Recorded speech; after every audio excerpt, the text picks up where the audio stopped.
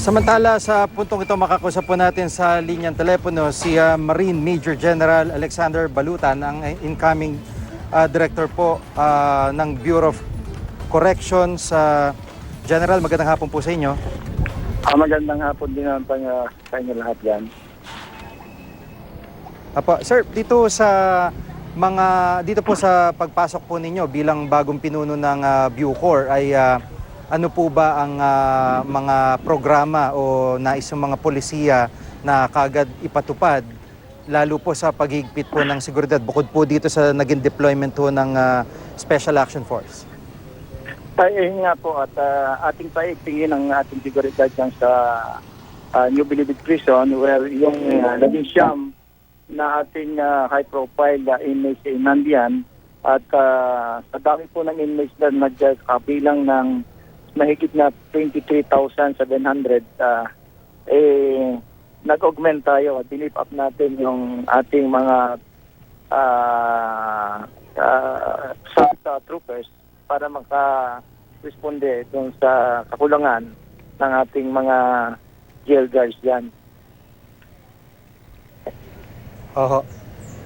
Nung dati kasi kahit di ba dati dito lamang sa mismong main gate ay nailulusot ho yung mga kontrabando, yung paglalagay po ng mga x-ray at ibang mga technical equipment. Meron ho ba kayong mga ganung plano para mas magpahigpit itong seguridad po ninyo? Yan na nga ang mga napag-usapan natin. May mga layers of security check na ilalagay dyan bukod doon sa mga instrumento na mag-i-screen sa mga gamit ng mga papasok, especially yung mga bisita ng ating mga inmates. At doon ay ating pahitingin din ang mga patakaran. Kaya nga natin i-retraining ang ating mga dati ng gwardiya dyan. Magsisimula ito bukas. At may initial na 220 na mga gwardiya na i-retrain at maayos ang kanilang yung advancement ng kanilang profession maka natin. Makakit natin.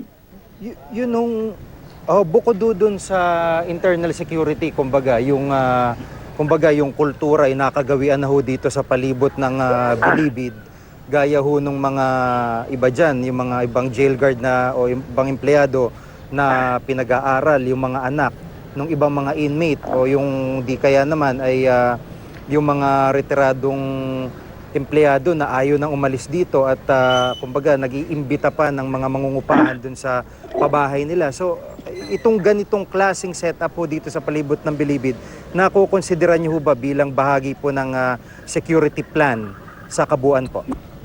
Yan ang unang nating titingnan kasi nga hindi dapat tumatanggap ng ano pa man, ng kahit ano ang mga gwardiya na siguradong ito'y may mga kapalit. At yun nga, we have to break yung culture of number one, yung violence, yung corruption, yung gangsterism, at saka yung mga grupo-grupo kasi sila dyan we have to break that kasi kailangan natin ng ma-separate yung according to their profile yung mga inmates dyan. At doon naman sa labas, bawal na bawal talaga ang mga squatter doon sa labas, lalo na yung nanggagaling pa sa mga probinsya. At ito nga ay nakikita namin na pwedeng maging courier ng mga kontrabando doon sa loob ng New Bilibid Prison. Apo, yun nung posibilidad na maaring gumawa naman ng tunnel, kung malusutan nila, gumawa ng tunnel itong mga high profile para magpasok ho at least sa mga kontrabando gaya po ng ginagawa ng ibang drug cartel sa ibang mundo, Sinaloa Drug Cartel in particular. Nakukonsidera niyo ho ba ito kaugnay po nitong mga pinaplano niyo pong paghigpit sa seguridad? Yun na nga ang ating pag-iigtingin dyan. Lalong-lalo na yung nasa high-profile detention center ng Building 14 na may iba silang patakaran sa pagkain dyan. May nag-kikiter na iba. Ibig sabihin, maaring yung mga catering services ay nagkakaroon ng access o nasusulsulan ng ating mga inmates para magpasok ng kung ano-anong mga bagay. So, babaguhin natin yon ang sistema na yon.